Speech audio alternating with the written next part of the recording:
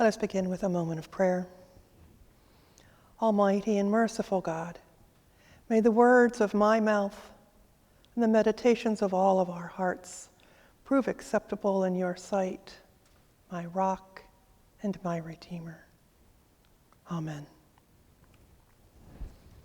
It is not every day that I start the sermon with anything from our closing hymn, and yet the words of the closing hymn today, "This is a day of new beginnings," frame this whole sermon. The first part of the first verse says, "This is a day of new beginnings, a time to remember and move on."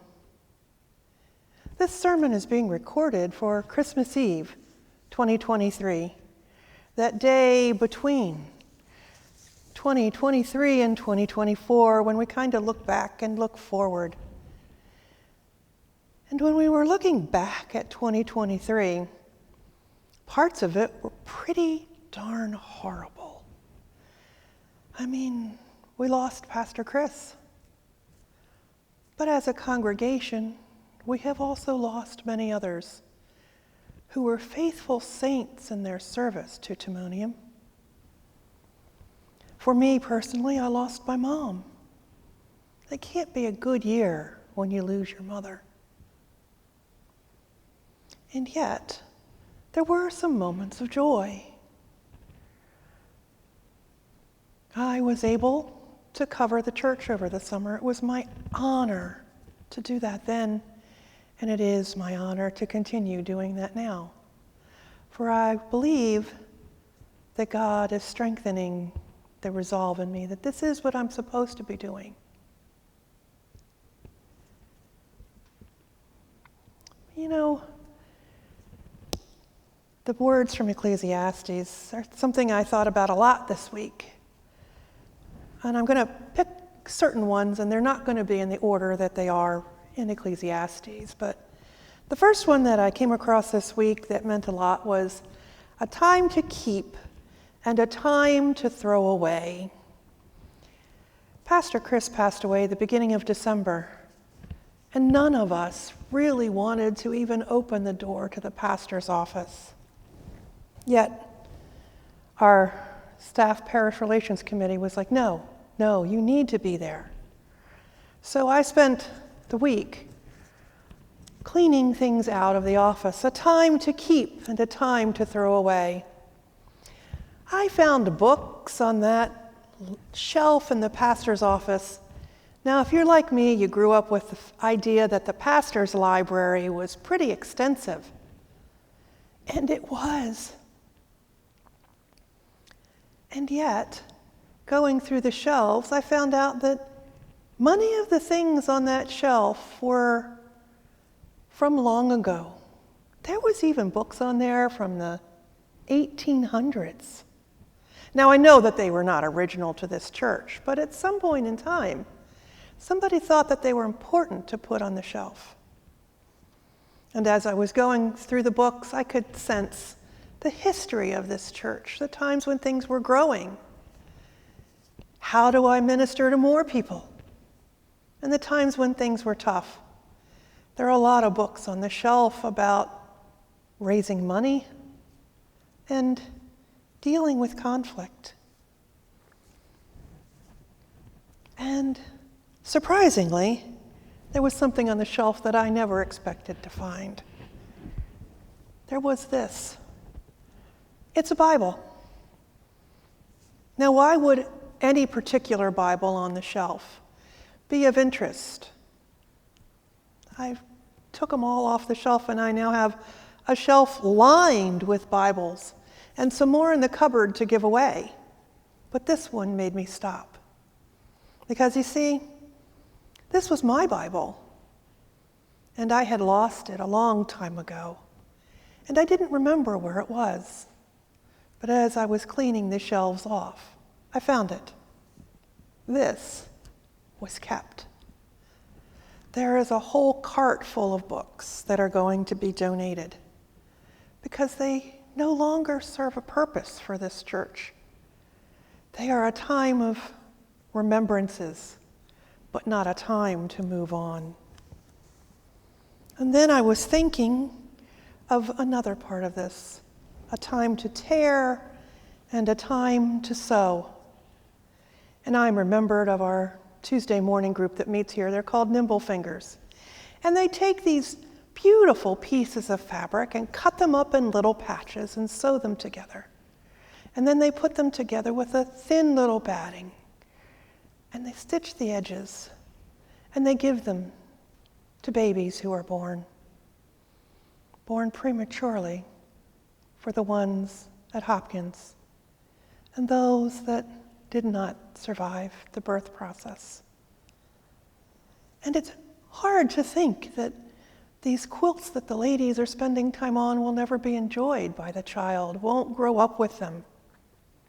And yet, when you talk to the parents who receive those blankets, they become incredible souvenirs of a life gone far too soon. So they reap, they tear, and they sew back. And of course, this year, the first one of these, a time to be born and a time to die. We talked about the death that we've all suffered this year. But how about being born? I mean, we had a lot of grandchildren and great-grandchildren born this year. I had a great-nephew born this year. And there are other babies waiting to be born next year. A time to be born and a time to die. And this is the one coupling that Ecclesiastes gives us a couple things about. A time to mourn and a time to laugh. A time to mourn and a time to dance. Yes, we are mourning. We are always mourning. And yet, this reminds us that we are supposed to laugh, to dance, to find the joy after that. Now, the other one that comes to my mind that is important this time of the year is a time to break down and a time to build up. And I think of that right now in particular in terms of New Year's resolutions. Now, I have stood here a number of years and shared my New Year's resolutions with you. And I'm sad to say I've broken all of them. Yes, I know. I was able to keep that Brussels sprout one for many years. But my brother-in-law showed me that maybe Brussels sprouts aren't all horrible. But all those other things I said I was going to do, I was going to lose 50 pounds. I was going to start walking. I was going to. None of that happened. And that's sad because, those were all things that I thought I needed to do. And yet, there is a part of this wording from Ecclesiastes that is near and dear to my heart today. You see, in the business world, something I came from, around this time of the year, you would pick a word, and it would be your goal word for the year. It might be endurance. It might be perseverance. It might be budgeting. There's a lot of things in the business world that it could be. And yet there is one word on this list from Ecclesiastes that I am going to take as my word this year. And I encourage you to do the same. A time to love. You see, many of the other things on this list don't require us to do anything. In the long run, they are momentary. Mourning, dancing. I can't dance forever. Sewing and losing and throwing things away and speaking. Well, okay, maybe I can speak for a while.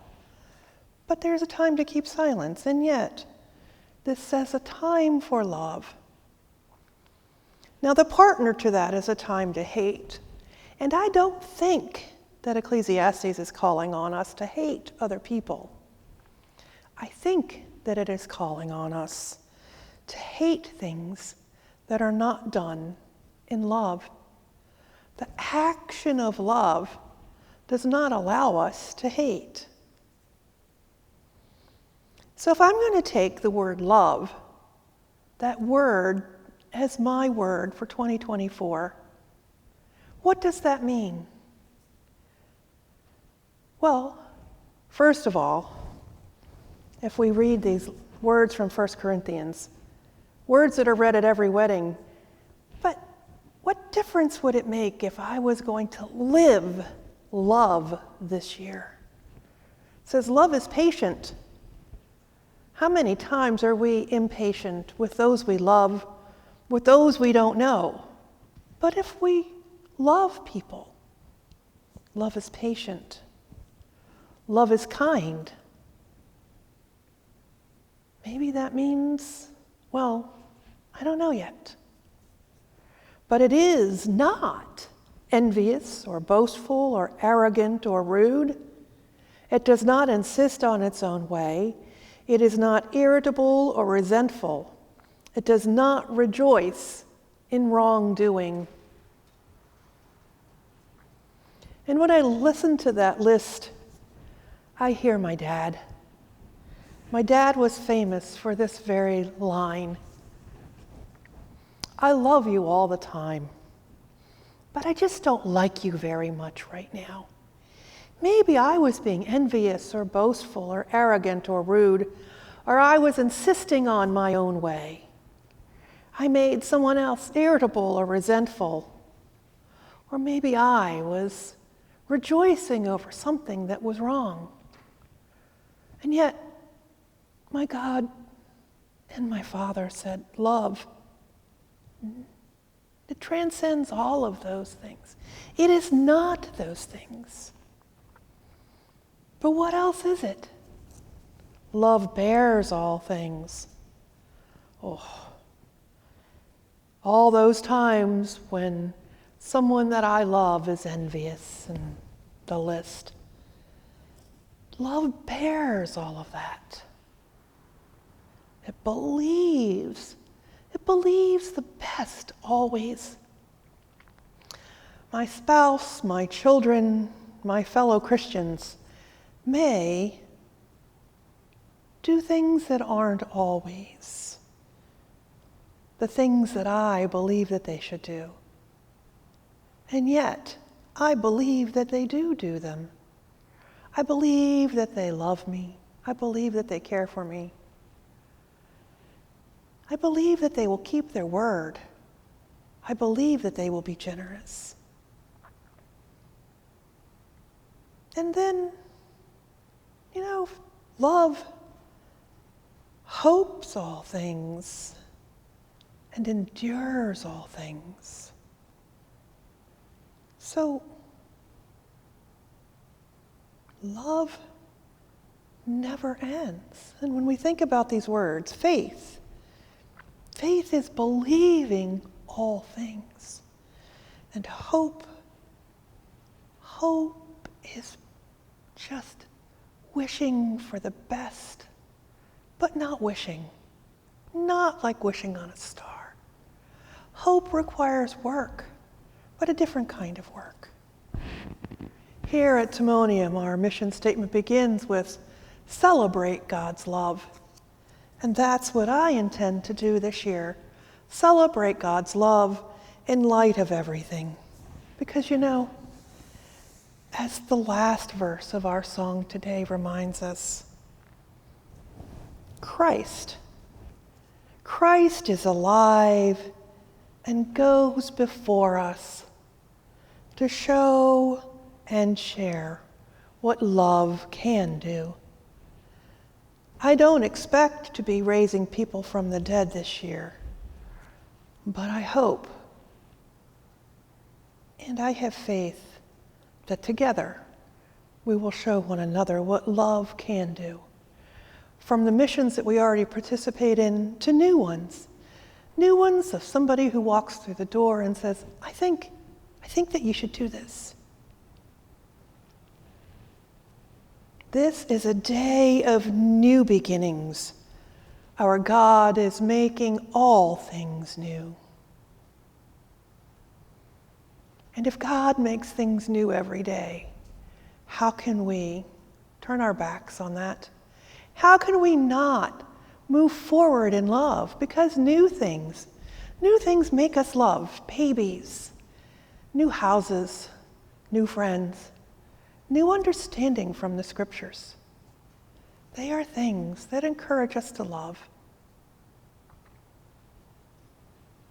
And now, I invite you to go forth with this understanding of life for 2024. It comes from 1 Corinthians chapter 16, verse 14. And it is Paul's wrap-up of his letter to the Corinthians. It kind of drops in between the list of people that he is reminding others of their faith, their love. And God inspired Paul to write these simple words. Let all that you do be done in love. And now go forward into 2024 and beyond, letting all that you do be done in love. Amen.